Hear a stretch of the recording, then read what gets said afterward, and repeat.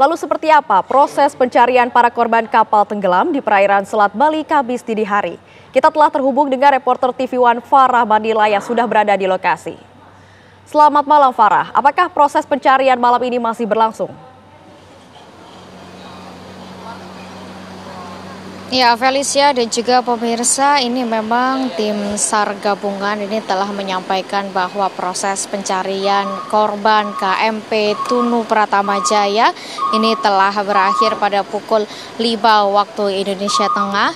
Namun para nelayan maupun warga sekitar pesisir maupun perairan di sepanjang Selat Bali ini juga masih dengan sukarelawan berusaha untuk membantu untuk mencari korban di malam hari ini. Dan baru saja tadi sekitar pukul 20.14 ini 6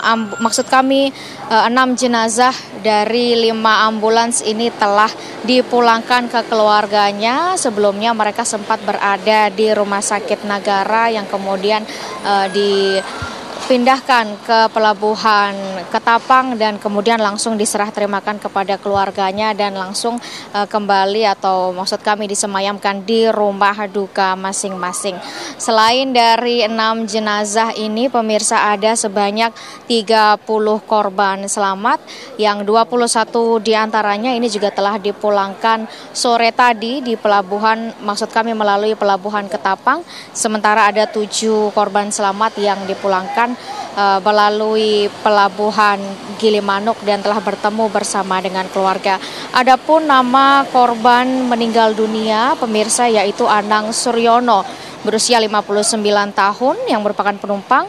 Kemudian Eko Sastrio berusia 51 tahun dan merupakan penumpang. Elok Rumantini berusia 34 tahun yang merupakan awak kantin kapal. Ikut program belanja berhadiah 16 miliar di Depo Bangunan. Belanja di Depo Bangunan bisa semakin untung dan untung. Depo Bangunan, supermarket bahan bangunan yang lengkap, nyaman dan murah. Hanya di Depo Bangunan. Kemudian ada Cahyani pula pada usia 45 tahun yang merupakan penumpang. Kemudian ada ibu dan anak yaitu Fitri April berusia 33 tahun dan juga Afnan Mustafa yang masih berusia 4 tahun. Ke-6 jenazah kini sudah dalam perjalanan menuju rumah masing-masing. Sementara itu pemirsa, ini proses pencarian juga akan dilanjutkan besok hari yang memasuki hari ketiga pada 4 Juli 2025. Jika hari ini ada sebanyak 15 kapal kecil yang digunakan untuk melakukan pencarian para korban, termasuk juga ada 1 helikopter dari TNI AL dan 2 helikopter dari Kapolda Jawa Timur. Untuk besok pemirsa, ini ada perubahan titik pencarian yang akan dilakukan oleh tim SAR gabungan, mengingat para jenazah ini sebagian besar ditemukan di wilayah perairan Pebauhan Jembrana, yang mana itu adalah perairan di arah selatan dari Pelabuhan Gilimanuk, sehingga proses pencarian besok ini direncanakan akan dimulai pada pukul 8 pagi waktu Indonesia Barat dan di wilayah selatan dari perairan Pelabuhan Gilimanuk.